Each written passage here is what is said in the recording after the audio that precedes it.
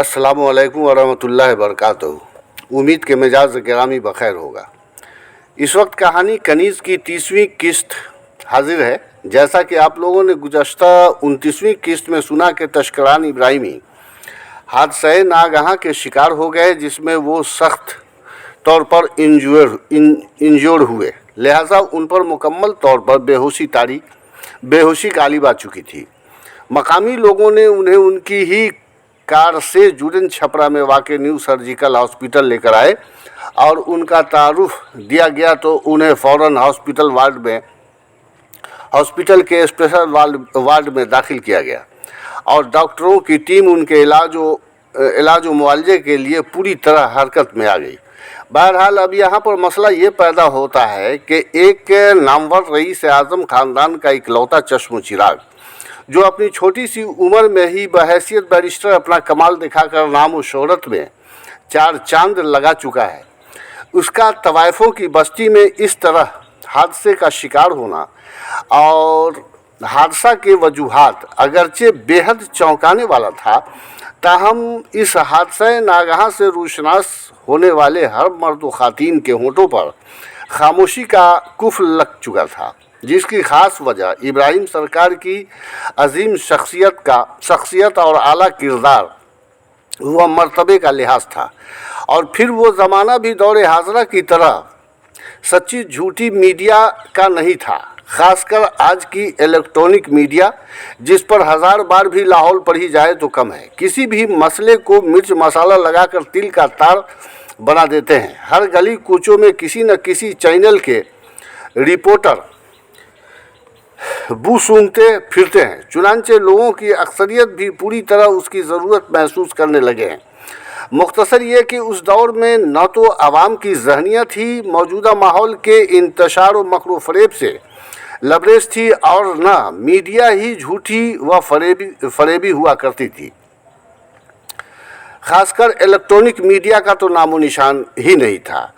ये जमहूरियत अल्लाह हराम करे, रफ्ता रफ्ता हुकूमतें बदलती हैं और पसमानदा कौमों के ख़िलाफ़ ज़हर अफसानी होती रहती है और आवाम के कुछ तबक़ात दरिंदा सिफत बनते जा रहे हैं। बहरहाल मैं जो भी कह रहा हूँ ये सभी हज़रात व ख़ातीन अपनी आँखों से देख रहे हैं, लिहाजा इस मामले में मेरे मज़ीद इंकशाफात की कतई ज़रूरत नहीं है। उन दिनों कामरान अली अहमद नाम का एक जवान प्रेस रिपोर्टर हुआ करता था, जो इत्तफाक से कोर्ट में प्राइवेट मुंशी का काम भी करता था। वकील अख्तर हुसैन साहब से महज वाकिफ़ ही नहीं बल्कि वो इसे कुछ काम भी दे दिया करते थे। इस तरह बैरिस्टर तशकरान इब्राहिमी को कैसे नहीं जानता, जो कहावत के मुताबिक आसमान तक परवाज़ कर रहे थे। उस रात वो बाहर से आया था, यानी किसी काम से वो पटना गया हुआ था। वापस आते हुए रात के 10 बजे हादसे की जगह से गुजरा तो उस वक्त भी कुछ मर्द ख़ातीन को देखकर वो समझ गया कि यहाँ कुछ हुआ है, लिहाजा एक पहचान वाले पनवारी की दुकान पर सिगरेट लेने के लिए रुका तो उसने पूछ दिया, चचा यहाँ कुछ हुआ है क्या? पनवारी ने कहा, अरे बेटा 2 घंटा कबल यहाँ क्या कुछ नहीं हुआ। अब तवाइफों की इस बस्ती का अल्लाह ही निगहबान है। और फिर शख्स मज़कूर से बैरिस्टर तशकरान इब्राहिमी की कोठे पर आमदो रफ्त की बातें सुनी तो वह हैरत व अस्ताजाब में डूब गया। सोचा कि भला उन्हें नाच गाने में दिलचस्पी कैसे पैदा हो गई, लेकिन जब कनीज़ फातिमा की मोहब्बत का जिक्र आया तो उसे मिस्टर इब्राहिमी की भी उससे मोहब्बत का यकीन हो गया, क्योंकि बिलाशुबा कनीज़ हर सूरत से इस काबिल थी कि तशकरान इब्राहिमी का उससे मुतासिर हो जाना मुमकिन ही था। हालांकि कामरान ने कनीज़ को बाज़ाब्ता तौर पर कभी नहीं देखा था, क्योंकि वक्त ज़रूरत जब भी वो बाहर निकलती बुर्का निकाब से ढकी होती। ऐसे में सिर्फ उसका हाथ पैर ही बरहना हालत में देखा जा सकता था और ये दोनों अज़ा लड़कियों व औरतों के हुस्न के गवाह होते हैं। दूसरी बात यह कि कामरान की ज़ईफ़ा नानी कमरुन्निसा कभी कभी जमीला बेगम से मिलने आ जाया करती थी, लिहाजा वही बातों बातों में कनीज़ के हुस्न व शबाब व पाकीज़ा खूबियों का जिक्र उसके सामने किया करती थी। और हाँ, अब यहाँ पर मैं वाज़े कर दूँ कि कामरान अली अहमद भी एक तवाइफ ख़ानदान से ही बिलोंग करता था। उसकी नानी तो तवाइफ थी ही, उसके बाद उसकी माँ ने भी मुजरा किया। उसके वालिद अली अहमद कहीं बाहर से आए थे और बेहतर सितार व पियानो बजाते थे। जवां उम्र थे, कमरुन्निसा ने अपनी बेटी के लिए उसे ही मुंतखब किया, मगर शादी के 2 साल बाद कामरान की पैदाइश के वक्त माँ समीना बेगम का इंतकाल हो गया और कुछ दिनों बाद अली अहमद भी पता नहीं कहाँ गुम हो गया और कमरुन्निसा नौज़ायद कामरान को अपने सीने से लगाए किसी तरह जीती रही। मुख्तसर ये कि उसे कामरान की परवरिश और पढ़ाई के लिए भीख भी मांगना पड़ा। आईए तक की तालीम मुकम्मल करते करते नानी कमरुन्निसा नहायत कमज़ोर व लागर हो गई थी, जिसका मुकम्मल एहसास कामरान के जहन को मुंतशिर करने लगा। मगर वो अच्छे लोगों के माहौल में रहकर बिलाशुबा अच्छा ही बना। उन दिनों महल्ला जेल रोड में यूसुफ मुख्तार हुआ करते थे। उन्होंने कामरान की ज़खावत व सलाहियत से मुतासिर होकर अपने साथ रख लिया और उसे मुंशी का लाइसेंस दिला दिया। चुनांचे वो मुंशी की कारकर्दगी के साथ कुछ खबरें कलेक्ट करके उर्दू हिंदी अखबारों की नज़र भी करने लगा था, क्योंकि उसने अखबारी इदारों का मेंबरशिप भी हासिल कर लिया था। खैर, ये बैरिस्टर तशकरान इब्राहिमी के मुताल्लिक खबरें सुनकर पहले वो घर जाकर नानी से मिला, ये आगाह करने के लिए कि वो पटना से वापस आ गया है। उस वक्त उसके जहन में बार बार वकील अख्तर हुसैन साहब की तस्वीर उभर रही थी। पता नहीं उन्हें ये सब बातें मालूम भी है या नहीं, लिहाजा फ़ौरन अपनी साइकिल संभाली और उनके मस्कूना पर जाने के लिए निकल पड़ा। उस वक्त शब के 11 बज रहे थे। इमारत का बाहरी गेस्ट रूम उनकी ख्वाबगाह थी। उसने आहिस्तगी से कुंडी बजाई तो वो उठते हुए बोले, कौन? जी, मैं कामरान हूँ सर। उसने धीमी आवाज़ में ही जवाब दिया। अख्तर हुसैन किसी हद तक मुताहिर हुए। गेट खोलते ही पूछा, क्या बेटे, नावक्त कैसे आ गए? आओ अंदर आ जाओ। कामरान ने अंदर दाखिल होते हुए सरगोशी में पूछा, आपको मालूम है तशकरान बाबू के साथ एक हादसा हो गया है? क्या? वो तकरीबन उछल पड़े, उनके होश उड़ गए थे। उन्होंने कामरान को बैठाया और हादसे के मुतालिक पूछा तो उसने सरगोशी में उन्हें सारी बातें बताई। अख्तर हुसैन ने दोनों हाथों से अपना सर थामकर लम्हों ज़मीन को घूरते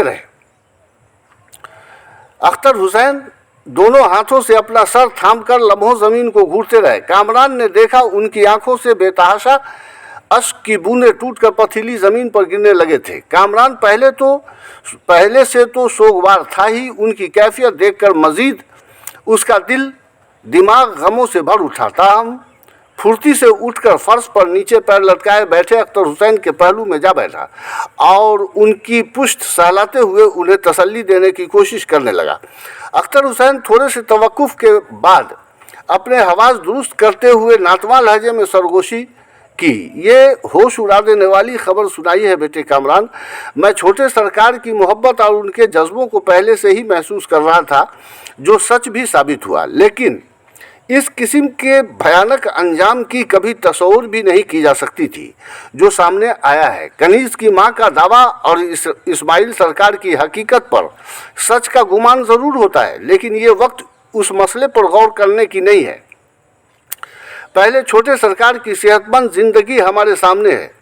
इंजूरी रिपोर्ट में क्या आया है ये देखने की ज़रूरत है। वैसे तुम इस खबर को मीडिया से दूर ही रखना, क्योंकि सवाल इज्जत की है। कामरान ने कहा, यह बात बखूबी समझ रहा हूं मैं सर जी, आप इत्मीनान रखें। अख्तर हुसैन एक झटके से उठे और हॉस्पिटल जाने के लिए तैयार होने लगे।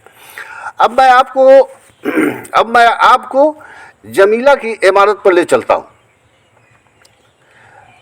वो किसी तरह जहां कशिश अभी मौजूद थी, वो किसी तरह होश में तो आ चुकी थी, लेकिन उसकी आंखें सावन भादो बनी हुई थी।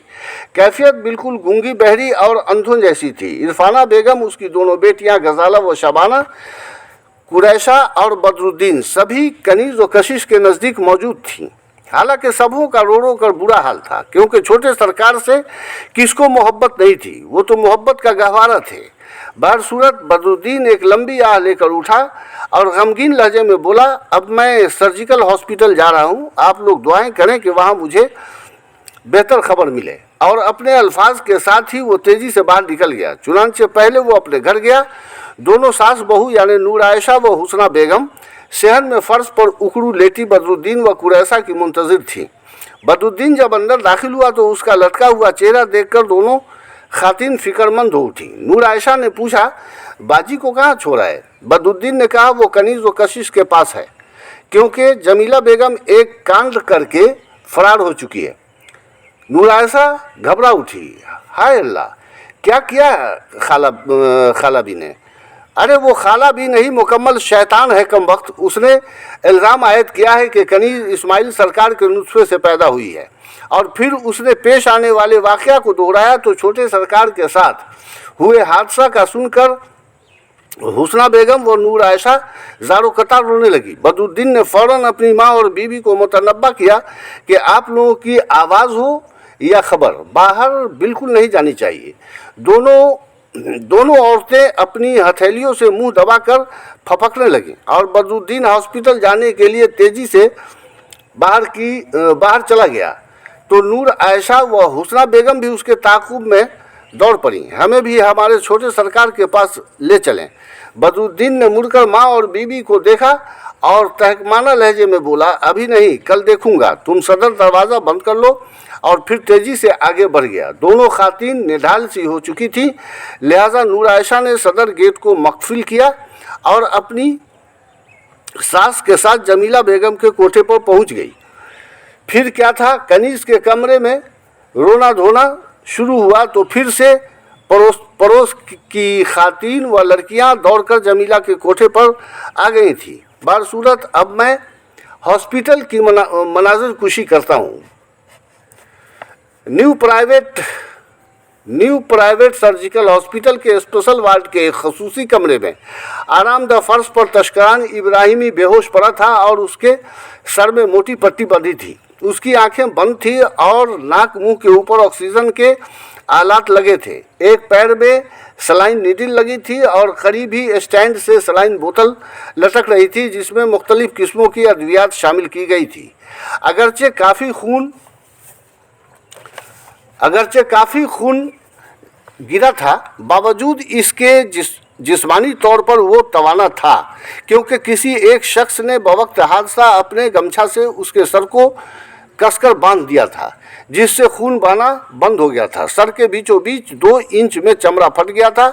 खोपड़ी अगरचे दुरुस्त थी, लेकिन शिद्दत की चोट ने पूरे मग़ज़ को हिला कर रख दिया था। एक दो नहीं, कई सीनियर डॉक्टर्स ने मिलकर उसकी सर्जरी की थी और 2 सीनियर लेडी जेंट डॉक्टर उसके लिए बिल्कुल मुस्तैद थे। वो ख़तरे से बाहर ज़रूर था, लेकिन बेहोशी पूरी तरह गालिब थी। कमरे के अंदर ही सोफ़ों का इंतज़ाम किया गया था, जिस पर दोनों सास बहू यानी साजदा खातून व मुसव्वरा बेगम सोगवार कैफियत में बेतरतीब पसरी बैठी थीं, और हर चंद लम्हे बाद वो आहें भरती तो आंसुओं के कतरात उनके गालों पर रेंगने लगते थे।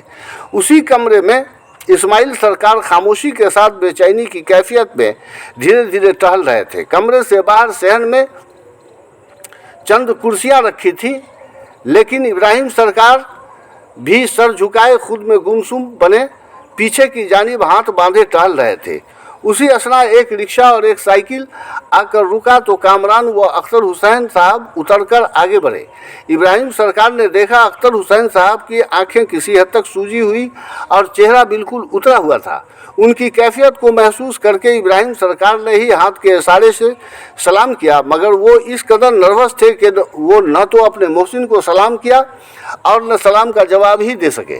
कामरान तो अपने आप में दम बखुद था, क्योंकि वो पहली बार रोबीले कदावर इब्राहिम सरकार को देख रहा था। बहरहाल अख्तर हुसैन तेज़ी से आगे बढ़े और इब्राहिम सरकार के कंधे पर सर रखकर सिसक उठे। उन्होंने अख्तर हुसैन को अपनी बाहों में ले लिया और उनकी पीठ थपकते हुए कहा, यह हमारे नसीब का खेल है भाई अख्तर, या फिर अल्लाह की मर्ज़ी जिसे टाला नहीं जा सकता। हिम्मत से काम लो। तुमने अपने अजीज़ पोते के गम में मेरे कंधे का सहारा लिया है, मगर मैं किसके कंधे का सहारा लूँ? मेरा वाहिद सहारा तो मर के बिस्तर पर पड़ा है। उनकी बातें सुनकर अख्तर हुसैन मजीद जोर जोर से फपक पड़े तो दोनों डॉक्टर्स व इस्माइल सरकार फुर्ती से बाहर निकले और अंदर दोनों खातीन अलग ही हुमक पड़ी। कामरान भी उस वक्त नाकाबिल बर्दाश्त लम्हों से दो चार होकर अंदर ही अंदर दर्द व अश्क का घोंट पीता रहा था। इब्राहिम सरकार की आंखें खुश्क थी मगर सुर्खी माइल थीं, जो उनके अंदरूनी कर्ब व अलम को जाहिर कर रहे थे। वो अख्तर हुसैन को अपने पहलू से लगाए वार्ड रूम में दाखिल हुए तो तश्करान को देखते ही वो बेकाबू होकर गुलूगीर लहजे में बड़बड़ाए, खुदाया ये क्या हो गया मालिक।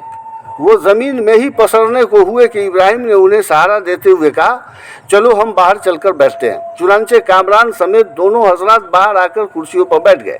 अख्तर हुसैन लम्हों खुद में गुम सर झुकाए बैठे कुछ सोचते रहे। फिर थोड़े तवक्कुफ के बाद कामरान से मुखातिब होकर नातवा लहजे में बोले, अख्तर हुसैन नातवा लहजे में बोले, कामरान कोर्ट कंपस में अगर कोई भी शख्स छोटे सरकार की गैर हाजिरी का सबब पूछे तो उसे बताना है कि उन्हें अचानक विलायत जाना पड़ गया है, क्योंकि उन्होंने वहाँ के किसी इदारे का मेंबरशिप हासिल कर रखा था जिसकी मीटिंग के लिए तलब कर लिया गया है। जवाबन कामरान ने कहा, गुड आइडिया सर, आपका हुक्म सर आंखों पर। अख्तर हुसैन ने आगे कहा, हमारे अंडर में जो केसेस हैं उन पर जहाँ तक मुझसे मुमकिन हो सकेगा काम करूँगा, और जिन केसों पर इन्हें जीरा और बहस करने की ज़रूरत पेश आएगी टाइम पेटिशन दाखिल करके मोहलत ली जाएगी।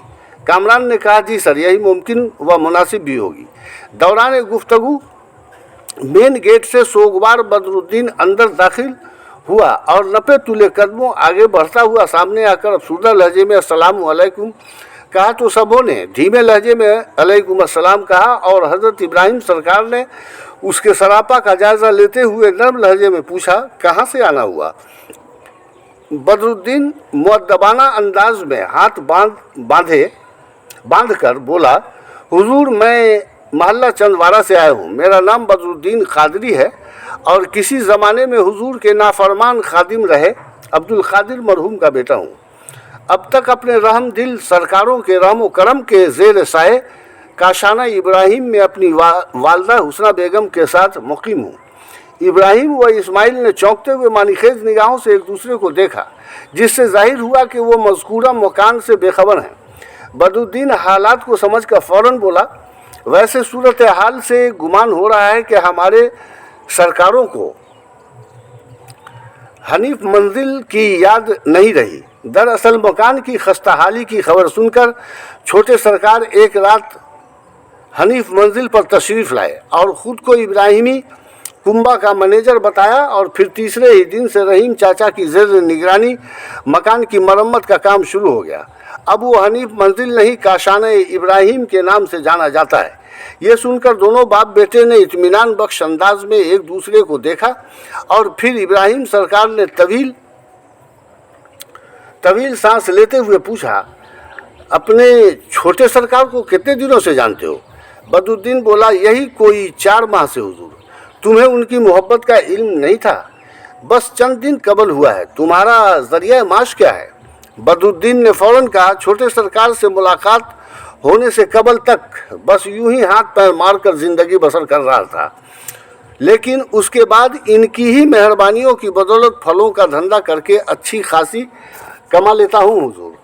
यानी छोटे सरकार ने ही साइकिल ठेली बनवा दी, पूंजी के लिए माकूल रकम देकर मुझे इस काबिल। वो बोलते बोलते रुक गया। मुज़बहिल व अफसुर्दा तथा ही अचानक फपक कर रोने लगा तो इब्राहिम सरकार के सर झुक गए। थोड़े तवक्कुफ के बाद उन्होंने आहिस्तगी से पूछा, तुम्हारे बच्चे कितने हैं बदरुद्दीन। बदरुद्दीन खुद को संभालते हुए खंखार कर बोला, 1 माह कबल छोटे सरकार ने ही कनीज़ फातिमा के मशवरे से चंदवारा के समी अहमद मरहूम की बेटी से मेरी शादी करवाई है, जो गुर्बत की वजह से 34 की उम्र में भी कुंवारी बैठी थी। बहरहाल बड़ी खुशगवार ज़िंदगी गुजर रही थी, लेकिन उसके अल्फाज फिर हलक में अटक गए और आंखों से बेतहाशा आंसू गिरने लगे। इब्राहिम सरकार ने फौरन कहा, हम तुम्हारे जज्बात को बखूबी समझते हैं बेटे, लेकिन इस वक्त तुम्हारे छोटे सरकार को दवा व दुआओं की ज़रूरत है। अल्लाह का करम है कि ये कुछ कार्य खैर भी अंजाम देते रहे हैं, लिहाजा उन्हीं खैर खाहों और हाजतमंदों के आंसुओं व आहों के एवज़ अल्लाह तबारक ताला छोटे सरकार की ज़िंदगी ज़रूर बख्श देगा। डॉक्टर्स, कंपाउंडर, नर्स समेत सबों की ज़ुबान से बैक वक्त लफ्ज़ आमीन निकला। फिर इब्राहिम सरकार ने कुर्सी की जानिब इशारा करके बदरुद्दीन को बैठने के लिए कहा तो वो पथरीली ज़मीन पर उनके कदमों में ही पसर गया। चुनांचे इब्राहिम ज़ेरे लब बड़बड़ाए, खुदा का शुक्र है अपने बाप जैसे नहीं मालूम पड़ते हो। उसी असना डॉक्टर के इशारे पर कंपाउंडर तेज़ी से बाहर की जानिब लपका और चंद लम्हे बाद ही होटल के मुलाजिम के साथ चाय लेकर कंपाउंड में दाखिल हुआ। बदरुद्दीन फुर्ती से उठा और वार्ड रूम में चला गया। दोनों खातीन को देखकर अदब से झुकते हुए सलाम किया और जब उसकी निगाहें छोटे सरकार पर पड़ी तो आंखें बेतहासा बरसने लगीं और वो बुरी तरह आहें भरने लगा। उसी असना कंपाउंडर अंदर आकर उसका शाना थपकते हुए उसे बाहर ले आया। वो अपनी आंखें पोंछते हुए फिर इब्राहिम सरकार के कदमों में बैठ गया। उन्होंने कहा, बदरुद्दीन, चाय ठंडी हो रही है बेटे, पी लो। बदरुद्दीन ने बेदिली से कांपते हाथ में मुलाजिम के हाथ से चाय ले लिया था। चाय के दौरान ही इस्माइल सरकार ने नर्म लहजे में कहा, अख्तर चचा, आपने इस लड़के से मुतारुफ नहीं कराया। जवाबन अख्तर हुसैन ने कहा, बेटे, इस लड़के का नाम कामरान अली अहमद है, कोर्ट में मुंशी का काम भी करता है और मुख्तलिफ अखबारों का मकामी रिपोर्टर भी है। इब्राहिम सरकार चाय का आखिरी घूंट लेकर बोले, बेटे कामरान, मेरे पोता के साथ हुए हादसा को किसी अखबार की सुर्खी मत बनाना। कामरान जल्दी से बोला, बिल्कुल नहीं हुजूर, हालात व मामले की नवैयत का मुझे बखूबी एहसास है। उसी असना दीवार घड़ी ने रात के 1 बजने का ऐलान किया तो लेडी डॉक्टर मिस रागनी द्विवेदी आहिस्तगी से आकर इब्राहिम सरकार के सामने खड़ी हो गई और इज्जो इनकिसारी के साथ होंठों पर इल्तजा आमेज़ हल्की मुस्कान लाकर बोली, हम डॉक्टरों की तरफ से बड़े सरकार के लिए एक रिक्वेस्ट है। इब्राहिम सरकार ने चौंक कर डॉक्टर रागनी को देखते हुए कहा, जी फरमाइए, हुक्म बजा लाने की हर मुमकिन कोशिश करूंगा। उनके अल्फाज सुनकर मिस रागनी को उन पर बहुत तरस आया, लिहाजा उसके होंठों की मुस्कान गायब हो गई। उसने फ़ौरन कहा, हुक्म नहीं है हुजूर, हमारी इल्तिजा है कि बैरिस्टर इब्राहिमी साहब के होश व हवास बहाल होने में अभी कुछ वक्त लग सकते हैं और हम लोग यहाँ इनके लिए पूरी तरह मुस्तैद हैं। इसलिए हम चाहते हैं कि आप लोग भी हवेली पर जाकर थोड़ा पुरसकून हो लें। एक टक डॉक्टर का चेहरा देख रही इब्राहिम सरकार की निगाहें आहिस्तगी से झुक गईं, बल्कि उन्होंने अपना सर ही झुका लिया और उनकी ज़ुबान पर जो चंद अल्फाज आए उस पर सबों को गुमान हुआ कि ये आवाज़ कहीं दूर से आई हो। गमों के तेज समुद्री लहरों में जैसे डूबते उभरते अल्फाज थे उनके। उन्होंने कहा, बेटी, मेरा सुकून तो गमों के खौफनाक समुद्री थपेड़ों में हिचकोले खा रहा है, हवेली पर क्या खाक बचा है। उनकी बातें सुनकर डॉक्टर रागनी ने अपने होंठ काटते हुए डॉक्टर गौरव सिन्हा की जानिब देखा तो मिस्टर सिन्हा करीब जाकर बोले, बाबूजी, आप लोग इस कदर मायूस न हों और छोटे सरकार की ज़ात से मुतअल्लिक कोई भी उल्टे सुलटे ख्यालात को अपने दिमाग में बिल्कुल आने न दें। बस यूँ समझें कि बहुत जल्द वो अपने होश व हवास में आ जाएंगे। तंदुरुस्त व तवाना इब्राहिम सरकार की चंद घंटों में ये हालत थी कि वो अपने घुटनों पर हथेलियाँ टिकाकर किसी लागड़ व नातवा इंसान की तरह आहिस्तगी से उठे और बेटा की जानिब देखकर बोले, बेटे इस्माइल सरकार, जब ये मुआलिजीन इतना भरोसा दे रहे हैं तो क्या कीजिएगा, अपनी अम्मी जान व दुल्हन को लेकर चलिए, 2-4 घंटे बाद फ्रेश होकर फिर आ जाएंगे। उनके उदास और गमगीन लबो लहजे के सबब डॉक्टरों को भी बेहद सदमा हो रहा था। इस्माइल वार्ड रूम में जाकर अपनी बेगम व अम्मी जान से चलने को कहा तो बेगम बिलक कर रोती हुई बोली, मैं अपने लाल को इस हालत में छोड़कर नहीं जाऊंगी नहीं जाऊंगी सरताज, मैं अब्बा हुजूर को साथ लेकर यहीं रहूंगी। अगर आप चाहें तो अम्मी जान को लेकर चले जाएं।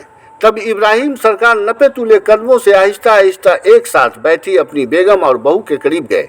एक पल कुछ सोचा और बोले, फिक्र न करें बेटी, आपके लाल को अब कुछ नहीं होगा। उन्होंने झुककर बहू का बाजू थाम लिया तो वो उठकर बेअख्तियार अपने ससुर के गिर्द बाहें लपेटते हुए उनकी छाती पर सर रखकर दबी दबी सी आवाज में बुरी तरह रोने लगे।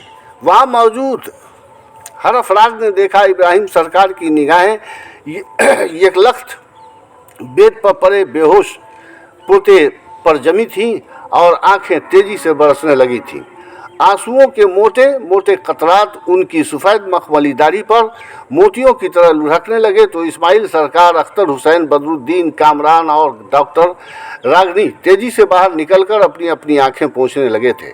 लम्हा भर बाद इब्राहिम सरकार बहू को बगल में लिए हुए बाहर निकले तो अफसुर्दा खड़े बेटा की जानिब देखा। इस्माइल सरकार फौरन करीब आए और अपनी बेगम व वालदा को लेकर कार की जानिब बढ़ने लगे। इब्राहिम एक लम्हा रुक कर अख्तर हुसैन की जानिब देखते हुए बोले, कल तो इतवार है दोस्त, फुर्सत में रहोगे, फिलहाल तुम भी छोटे सरकार की कार से घर चले जाओ, सुबह फिर मिलते हैं। और बेटे बदरुद्दीन, तुम्हारी समझ में जो आए करो, रुकोगे या जाओगे यह फैसला।